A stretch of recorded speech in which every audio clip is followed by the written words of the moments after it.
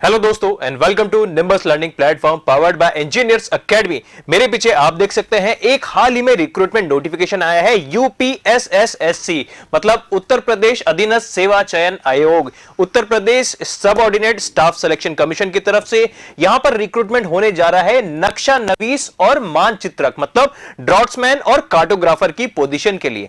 अब आइए चलिए इस नोटिफिकेशन को डिटेल समझ लेते हैं कि कौन कौन अप्लाई कर सकता है, कैसे अप्लाई करना है, अप्लाई करने की डेट क्या रहेंगी, लास्ट डेट क्या रहेगी, एप्लीकेशन फीस और बाकी की सारी डिटेल्स।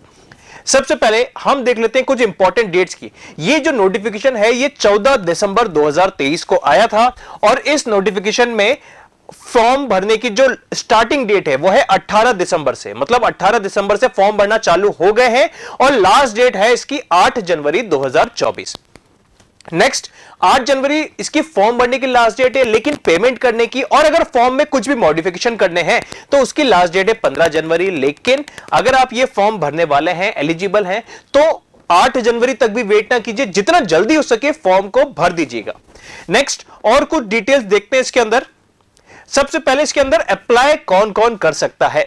देखिए दोस्तों, जिन लोगों ने उत्तर प्रदेश में हुए पीईटी प्रीलिमिनरी एलिजिबिलिटी टेस्ट 2022 इसमें एग्जाम दिया था, अपीयर हुए थे और उनके पास इसका एक वैलिड स्कोर कार्ड है, वही बच्चे इस वैकेंसी को भर सकते हैं। साफ साफ लिखा गया है अभ्यर्थी की शॉर्टलिस्टिंग उनके प्रारंभिक अर्हता परीक्षा मतलब प्रीलिमिनरी एलिजिबिलिटी टेस्ट पीईटी 2022 के स्कोर के आधार पर की जाएगी। तो मतलब अगर आपने पीईटी 2022 नहीं दिया है तो आप इसमें एग्जाम फॉर्म नहीं भर सकते, और अगर आपने पीईटी 2022 दिया है, वैलिड स्कोर कार्ड भी है आपके पास, तो बेशक आप यहां पर अपनी एलिजिबिलिटी क्राइटेरिया चेक करके फिर इस फॉर्म को भर सकते हैं। सबसे इंपॉर्टेंट बात तो ये थी।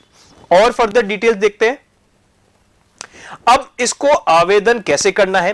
देखिए, जो बच्चे इसमें अप्लाई करना चाहते हैं वो upsssc.gov.in इस ऑफिशियल वेबसाइट पे जाइए। इस वेबसाइट पे जाएंगे, सबसे ऊपर आएगा होम पेज। होम पेज पे एक आ रहा होगा tab live advertisement. Live advertisement section पे आप क्लिक करेंगे तो वहां पर डाउनलोड/व्यू सेक्शन है। जैसे उस पर क्लिक करेंगे फिर आपका पूरा एप्लीकेशन फॉर्म आ जाएगा और वहां पे आप एप्लीकेशन फॉर्म के सारे स्टेप्स फॉलो करते हुए पूरा एप्लीकेशन फॉर्म भर दीजिएगा। ओके, अब हम देखते हैं इसकी एप्लीकेशन फीस क्या रहेगी। तो दोस्तों, आप चाहे अनारक्षित मतलब सामान्य कैटेगरी के स्टूडेंट हो, अन्य पिछड़ा वर्ग, अनुसूचित जाति या अनुसूचित जनजाति, सभी के लिए आवेदन शुल्क नहीं है, केवल ऑनलाइन प्रक्रिया शुल्क है और वो सभी के लिए रहेगा कितना, 25 रुपए। ठीक है, सभी कैटेगरी स्टूडेंट्स के लिए जस्ट 25 रुपीज ही यहां पर आपकी एप्लीकेशन फीस का टोटल जो लगेगा शुल्क योग आवेदन शुल्क प्लस ऑनलाइन प्रक्रिया शुल्क मिलाकर है सिर्फ 25 रुपए।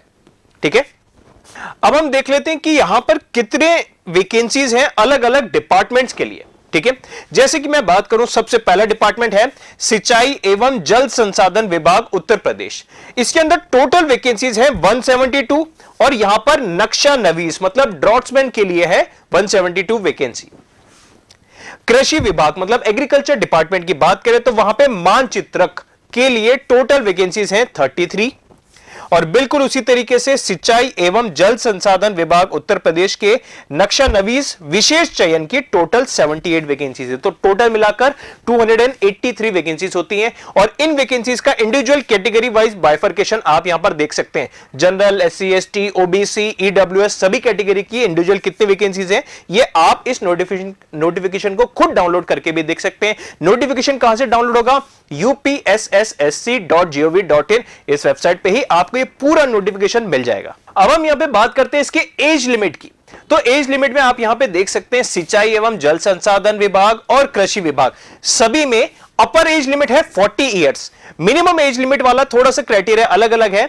अपर एज लिमिट दोनों की 40 साल मतलब मैक्सिमम आयु आपकी कितनी हो सकती है, 40 साल। ठीक है, और ये कब से कैलकुलेट की जाएगी, 31 दिसंबर। तो 31 दिसंबर को आपकी एज मैक्सिमम 40 साल होनी चाहिए। मिनिमम एज जल सिंचाई एवं जल संसाधन विभाग में मिनिमम एज है 21 साल और कृषि विभाग के मानचित्रक में मिनिमम एज है 18 साल। लेकिन अपर एज मतलब जो मैक्सिमम एज वो दोनों में ही है 40 साल। ठीक है, लेकिन अलग अलग कैटेगरी के स्टूडेंट्स को गवर्नमेंट के नॉर्म्स की तरफ से अलग अलग रिलैक्सेशन प्रोवाइड किए जाएंगे, एज रिलैक्सेशन भी। ठीक है, अब इसका एलिजिबिलिटी क्राइटेरिया भी देख लेते हैं। तो देखिए दोस्तों, सिंचाई एवं जल संसाधन विभाग में एलिजिबिलिटी क्राइटेरिया यहां पे राजकीय प्राविधिक शिक्षा परिषद उत्तर प्रदेश द्वारा प्रदत्त सिविल अभियांत्रिकी का त्रिवर्षीय डिप्लोमा। इसका मतलब अगर आपके पास 3 ईयर डिप्लोमा है तो आप यहां पर सिंचाई एवं जल संसाधन विभाग में अप्लाई कर सकते हैं। और बिल्कुल उसी तरीके से कृषि के लिए भी राज्य तकनीकी शिक्षा परिषद उत्तर प्रदेश द्वारा सिविल अभियंत्रण में प्रदान किया गया 3 वर्ष का डिप्लोमा। ठीक है, तो मतलब आपके पास 3 ईयर डिप्लोमा है तो आप अप्लाई कर सकते हो। उसी के साथ उसके अलावा अगर 3 ईयर डिप्लोमा सिविल में नहीं है तो उसके अलावा भी और बहुत सारी चीजें यहां पर लिखी गई है। इन एलिजिबिलिटी क्राइटेरिया में से कोई भी एक अगर आप फुलफिल करते हैं तो आप इसके लिए एजुकेशनल क्वालिफिकेशन आपकी पूरी है तो आप अप्लाई कर सकते हैं। ठीक है, यह नोटिफिकेशन आप खुद डाउनलोड करके भी यहां पे एक एलिजिबिलिटी क्राइटेरिया को आप इंडिविजुअली खुद स्टडी कर सकते हैं। नेक्स्ट, चयन का आधार, मतलब इसको अप्लाई करेंगे आप, उसके बाद सिलेक्शन क्राइटेरिया क्या रहेगा। तो दोस्तों यहां पे सिलेक्शन क्राइटेरिया, इसका एक अलग से एग्जाम होने वाला है। उस एग्जाम का सिलेबस क्या रहेगा, एग्जाम पैटर्न क्या रहेगा और एग्जाम कब होगा, यह अभी नोटिफिकेशन में नहीं बताया गया, लेकिन यह जरूर बोल दिया गया है कि यह सारी डिटेल्स आपको आने वाले समय में इंफॉर्म कर दी जाएगी।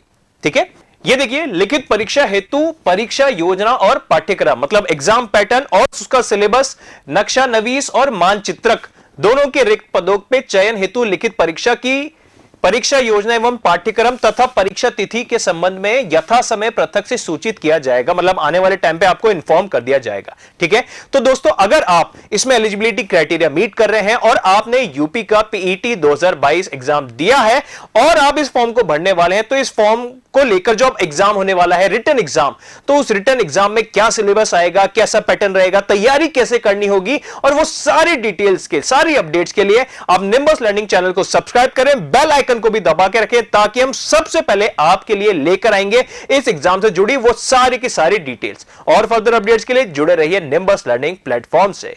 Thank you. If you really like the video, please hit the like button, share the video, subscribe to our YouTube channel and press the bell icon for the latest updates. Thank you.